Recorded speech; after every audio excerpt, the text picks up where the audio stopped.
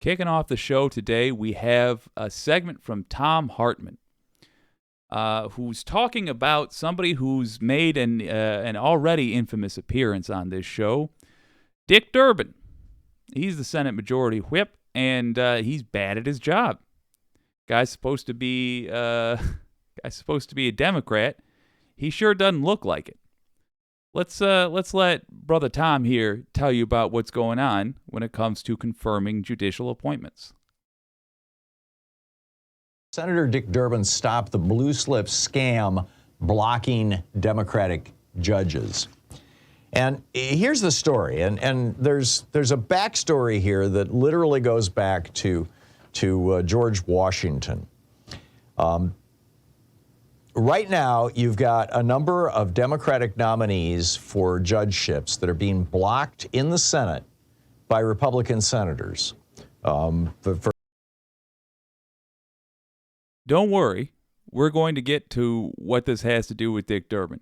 The background here is important because this kind of thing happens all the time. I just want to stress, when you're learning about this, remember the reason that Donald Trump was not indicted in office is similar reasoning.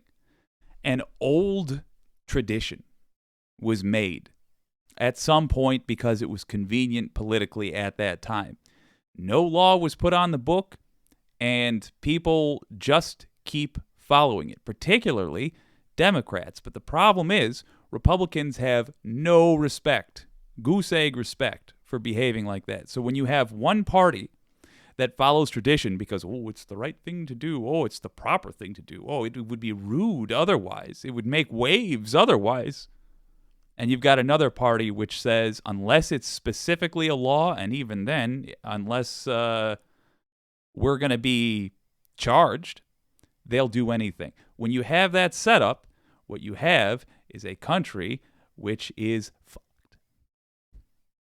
So, listen to this background. Listen to how ancient and irrelevant this way of conducting the government is. And then ask yourself if you want the Democrats hamstringing themselves like this any longer. Just like with the Office of Legal Counsel's opinion that you can't indict a sitting president. The people never got a chance to say whether they like that or not. Now, I'll tell you, I surely don't like that, and I surely don't like this. Here's Thom Hartmann. For example, Cindy Hyde-Smith is blocking a judicial nominee by the name of Scott Collum. Last year, Republican Senator Ron Johnson blue slip vetoed Judge William Pocan, who is the brother of our friend Mark Pocan. Probably for great reasons, though. Probably for legitimate reasons. Tell us, Thom. They're both gay, and apparently Ron Johnson blue slipped him, vetoed him because he's gay. Roger Marshall and Jerry Moran are bragging that they're going to veto Biden's nomination of Jabari Womble for federal district judge in Kansas because presumably he's black. Now, I called all 5 of Dick Durbin's offices yesterday. Dick Durbin is the senator who is in charge of the Senate Judiciary Committee, and basically, he has the choice. If Cindy Hyde-Smith or Roger Marshall or Jerry Moran want to send back a blue slip that says, I don't support this candidate, Dick Durbin has a choice. He can take that blue slip seriously and veto that candidate and not send their nomination to the floor of the Senate. Or he can say, okay, cool, you don't like this person, I'll append a note to our recommending this to the entire Senate for a vote. I'm going to leave that mildly annoyed, eyes closed face up for a second because it's accurate for how I feel about this. But I feel bad doing it to Hartmann. There we go. That's even better. He looks aghast. So, in other words, just to recap what he just said, in other words, Dick Durbin, a Democrat, can choose to take racist, I'm going to say the word, cunt Republicans seriously. Yes, Republicans, you have elected a bunch of see you next Tuesdays. Welcome to Getting Real Talk. He can choose to take them seriously, or he can choose to simply write down their nonsense objections and then see the judicial appointment. He has that ability. But because he's an old school Democrat, got into office in 97, he's an old school Democrat, he thinks, well, it's the proper thing to do. Well, I wouldn't want to embarrass my colleagues on the right. They're doing a racism right now. I don't want to shine a light on that. That might embarrass the political class. Dick Durbin, you're a lousy politician. You have no sense of right and wrong. You shouldn't be in the position you are, but God help you, you are in that position.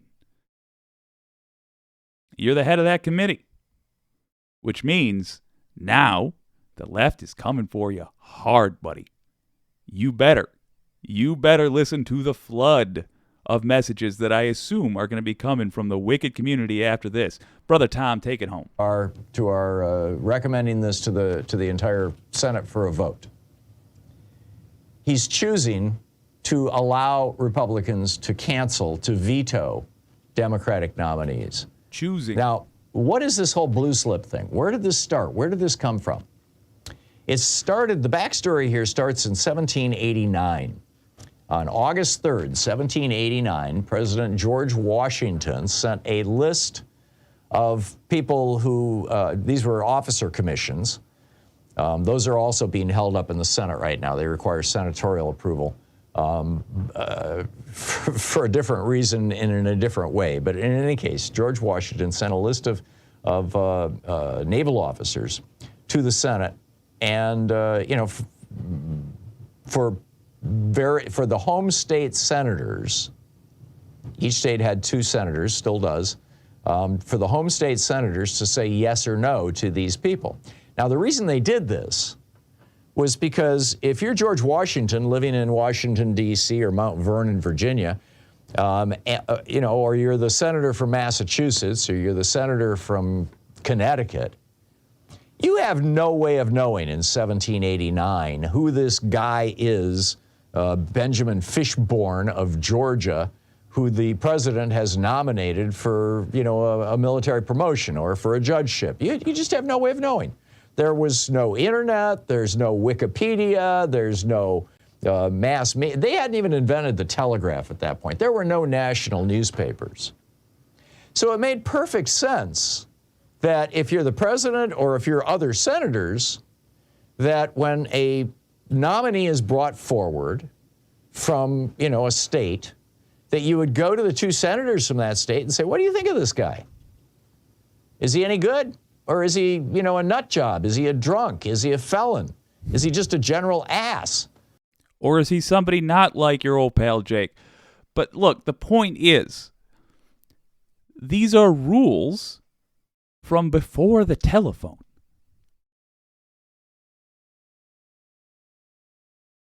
These are rules from before the advent of the telephone.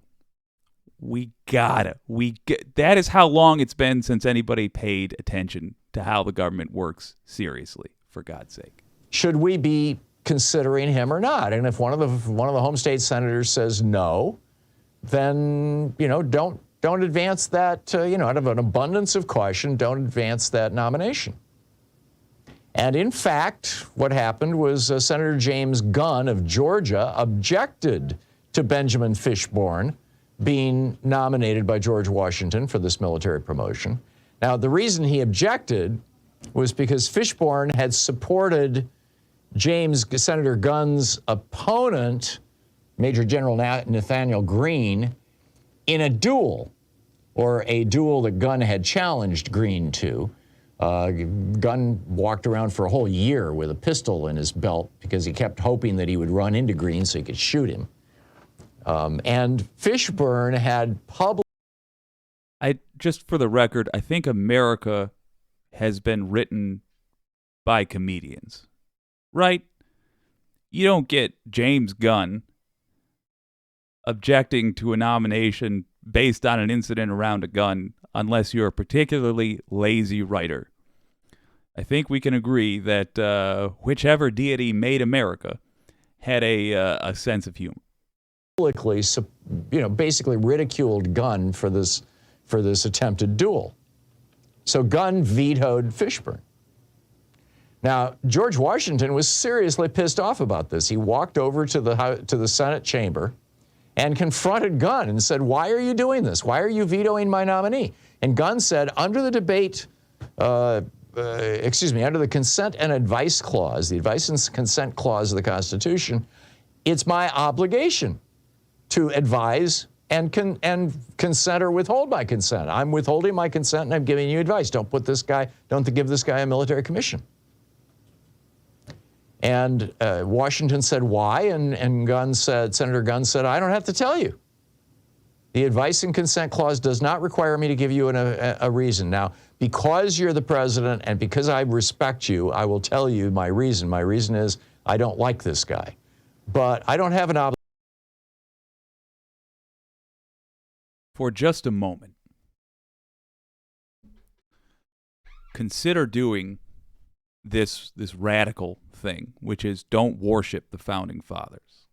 Don't worship the people of that generation who set up the country, and pretend like all this happened last week. Are you okay with that reasoning? I don't have to tell you. La la la la la la, no reason. I mean, I'll tell you this time so that we don't put it on the books or anything, but yeah, I don't have to tell you. Just can't list your reason. You're supposed to be representing the people. You're not explaining yourself to George Washington. You're explaining yourself to the people who put you in office. That's the point. That's the point of being open about this stuff. He was a political rival. That's why. That's why he was objecting. Let's get to the modern day. Obligation to tell you. And that incident in August of 1789 established the precedent that today we refer to as blue slips. And from 1789 up until around 1917, a paper would be distributed from the president about his nominees, and home state senators could object, and generally speaking, the Senate Judiciary Committee respected those objections and didn't let those nominees out. Didn't let them go to the floor of the Senate for a vote. Now, this is not a law. It's not even in the Constitution. The Constitution does not mention anything about this. This is a tradition. It's not even a Senate rule. It's a tradition.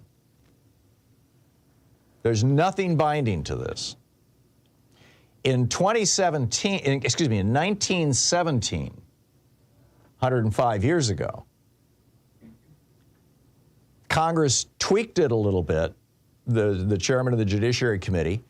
They started passing out that letter saying, what do you think about this guy, printed on a blue piece of paper. And if it was returned with a no, now starting in 1917, see, this was when radio had become a thing. There were now two national radio networks, the Red Network and the Blue Network, which ultimately became CBS and NBC. And there were nationwide newspapers by 1917. So people knew who people were. And so in 1917, they stopped vetoing people, even when they were objected to by the home state senators, and they simply noted when they passed that nomination along. We got to pause for just a moment. Congratulations to Patrick Kivido. You are now in the Friends of Doris. I left a message for the Friends of Doris, little secretive club there, very recently. I think you might be able to see it now, and it could affect this show. Congratulations. Thank you for joining, sir. The floor of the Senate simply noted, hey, one of the home state senators says don't vote for this guy. You know, which would hurt, but it wasn't a veto.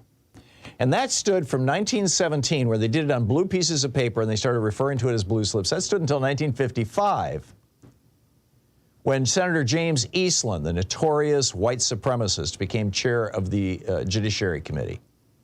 Now, 2 years earlier, in 1954, the Supreme Court had ordered public schools to be desegregated, to be integrated racially. And Eastland wanted to make sure that no federal judge would be appointed to the bench, to the federal bench, who would support the Supreme Court's decision in that regard. And so he went back to saying if a home state senator suspects that one of these judicial nominees might support the Supreme Court's integration order, we will respect that as a veto in the committee. So from 1956 until 1979, while James Eastland was head of the committee, if somebody blue slipped a nominee, if they said no on a blue slip to the nominee, that nominee was toast. It never got out of committee.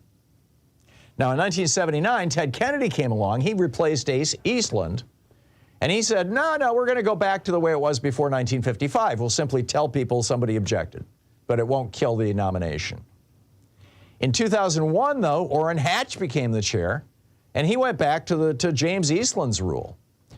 And Pat Leahy, when he became the chair in 2003, he followed Eastland's rule, which provoked a 2014 outraged op-ed in.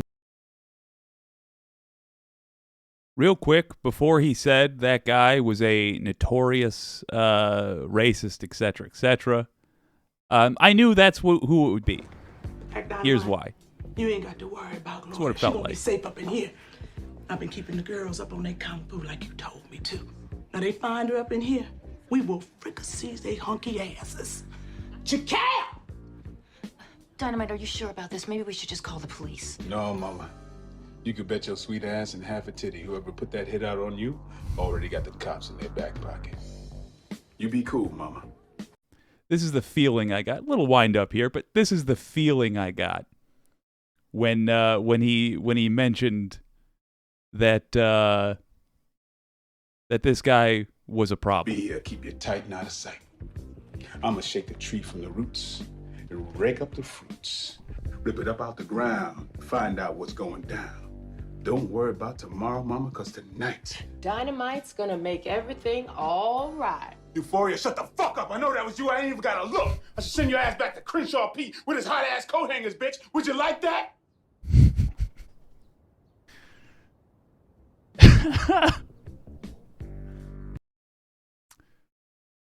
God damn it, right-wingers. I didn't even have to look. I knew that was you. Thank you for humoring me. Back to Thom Hartmann.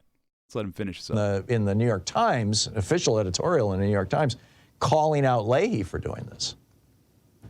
Now, then in 2019, Lindsey Graham becomes chairman, and he says, we're going to ignore blue slips from Democrats. And that's how they push through a lot of these crazy Republicans that are on the bench right now. They just ignored the Democrats' blue slips. Just ignoring them.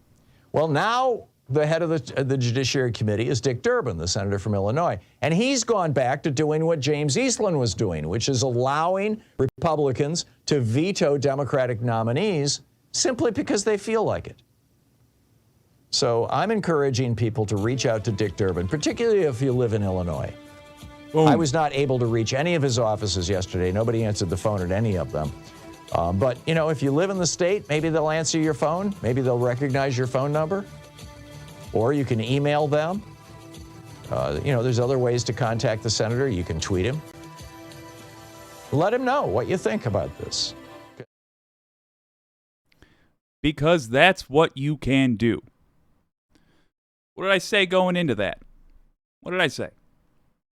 When you have one party holding themselves to a set of rules that they don't have to, and you have another party holding themselves to no rules at all, the party that's not adhering to any rules, they're going to get more stuff done for their side. And if they don't care about rules, well, gosh, their side probably ain't a great group to have running everything. Who's Dick Durbin doing this for? Does he think, before this segment, did you have any idea that's how it worked? I didn't. I do this for a living. I didn't know that. I didn't know that the blue slips were so ignored by right-wingers and so adhered to by left-wingers. Look, would I rather live in a country where both sides are respecting each other and are willing to say, oh, no, after you. Oh, no, after you. Yes, I would prefer to live in that country. We don't. The Democrats didn't decide we don't live in that country. Republicans did. And now, you want to know why I say that you should vote as far left as you can in the primaries. This is why, because now we have folks like Dick Durbin, who have been around since Jesus was born, and are just unbelievably pathetic in the roles that they're supposed to be filling. They're pathetic. They have no backbone. They have no sense of reality. And they have grown up. They've cut their teeth. They entered politics. They've had whole careers, and they are now at the end of their careers with the old Democratic strategy, which is to get destroyed by Republicans, to be weak and ineffectual, to pay lip service only to left-wing ideas while rolling over and then campaigning off the tisk-tisking that they do. That's Dick Durbin. Guess what? He shouldn't be comfortable. We don't get to be comfortable living in this country under Dick Durbin-style leadership. He shouldn't be comfortable going into his office. When his interns read him the emails from the day, when they show him that board with the check marks on it, who called in about what, he should know that he is the one who is getting blamed for the wild Republican behavior because he's allowing it to happen. We expect shitty children. Yeah, it's a cursing episode. What can I say? I apologize. We expect terrible children to act like terrible children, and we don't think you should put terrible children in charge of anything. But about 20, 30% of the nation keeps putting terrible children in charge of things. And now it's very important that the adults in the room have a damn backbone.